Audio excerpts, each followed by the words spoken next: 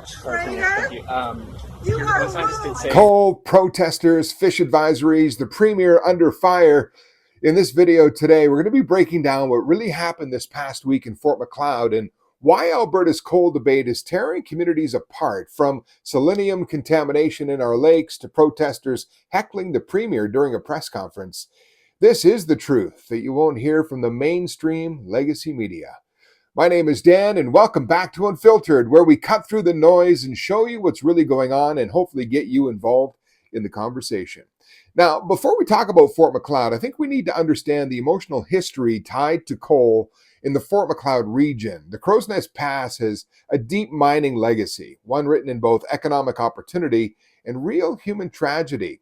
Just ask anyone whose family traces back to the Frank Slide disaster in 1903, when Turtle Mountain collapsed and buried part of the town of Frank. Alberta has memorialized that loss. There's a visitor center, commemorative plaques, and school field trips reminding new generations about the cost of reckless development and natural instability. So when a coal mine is proposed nearby, people don't just think about policy. I think they remember the graves. Now, we don't know for sure, but it's entirely possible that some of today's protesters are descendants of those affected people who carry a generational fear of what can happen when nature and industry collide. Back in 2021, Crowsnest Pass voted no to coal development, 51.69%. Not overwhelmingly, but enough to expose a deep fracture in the region. And that tension, I don't think, has ever really healed. Fast forward to June 11th, Fort McLeod becomes the battleground. Premier Danielle Smith arrives for a town hall, but first, she faces the press outside. Now, it's during this media scrum that protesters step in loud and aggressive. The event hasn't even started yet, and already it's on the verge of unraveling. Even people in the crowd who simply came to listen were taken aback. A post shared in a private Alberta political Facebook group that I'm a part of captured this moment perfectly. One attendee said he's been to over 20 town halls in the last year, and what happened in Fort McLeod was the worst behavior he'd ever seen. And in fact, he brought his 11-year-old daughter to hear Premier Smith and members of her government speak, and instead they were met with chaos outside and possibly inside. The Observer goes on to say in his post, "It's a bloody shame. My 11-year-old daughter asked, why were those people behaving so awful?" And this is even prior to what happened inside. This is what people witnessed with the premier. Take a look. You guys got interviewed without interrupting your interviews. I'm just asking to be for the same courtesy. I'm looking for a little bit of courtesy, that's all. You are a traitor. thank you. You are I just did say so greasy with the oil from your oligarchs with the gas and fossil. Okay, listen, I believe in the right to protest. I believe in free speech. That's non-negotiable. But there is a difference between protest and a public meltdown. When the shouting starts, when it turns into name-calling and chaos, you have to ask, is anyone actually hearing your message? Or are they just labeling you as a radical, a disruptor, a hooligan?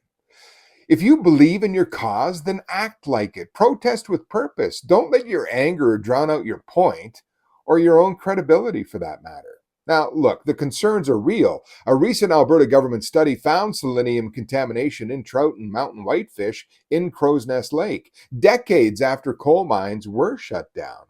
That is serious, and it proves the damage doesn't go away easily.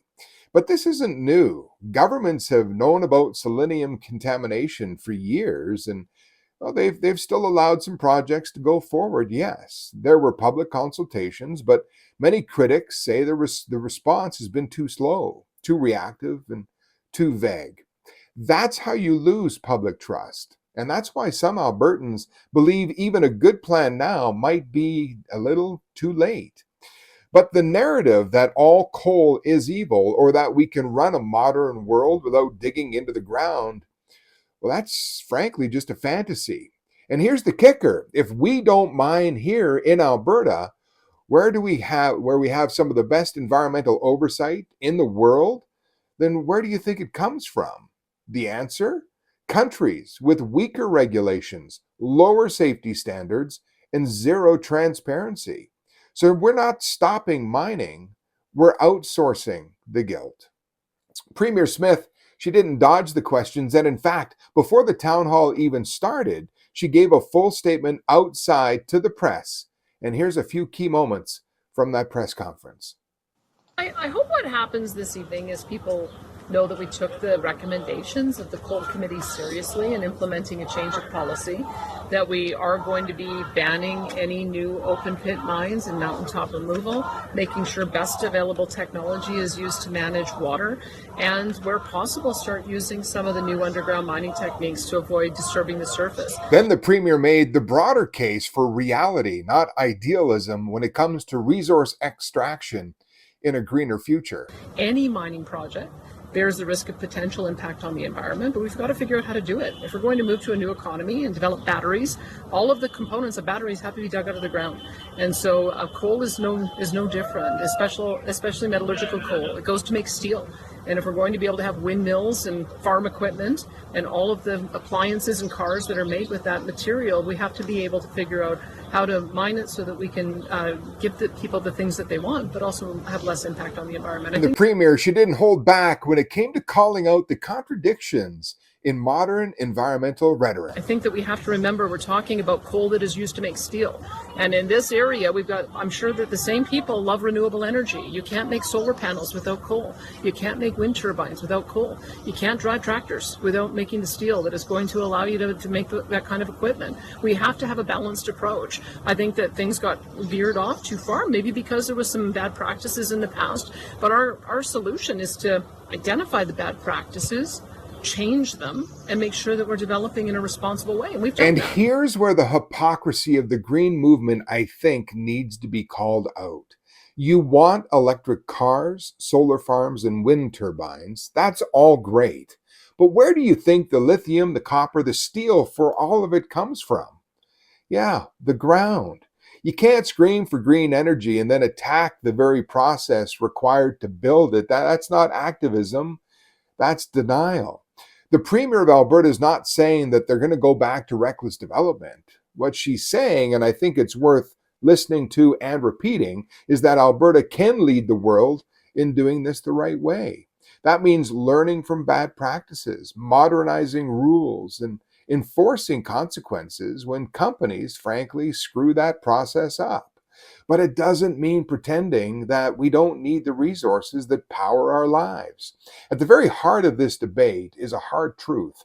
Alberta's future does depend on the ability to strike a balance, not going back to the Wild West, but also not affording to shut down the whole thing. That's what the Premier of Alberta is walking into, I think. A community demanding guarantees, a province trying to modernize, and a world that still needs steel, energy, and economic growth.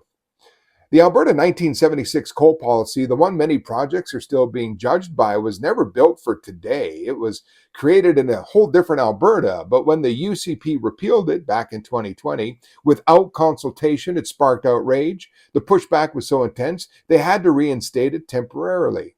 And that's the real issue, not just what we mine, but how decisions are made. If the public feels excluded, then they'll resist, period. So let's be real. The fight isn't just about fish or jobs. It is about trust. And if Alberta wants to lead, it has to lead with clarity, courage, and accountability. So where do you stand? Do you believe Alberta can mine responsibly? I think they can. Do you think protesters help or hurt the cause? Drop your thoughts and your province in the comments below. And if you want more grassroots Western Canadian First commentary that cuts through the noise, unlike the legacy media, then make sure you hit that subscribe button and turn on those notifications. My name is Dan, and this is Unfiltered.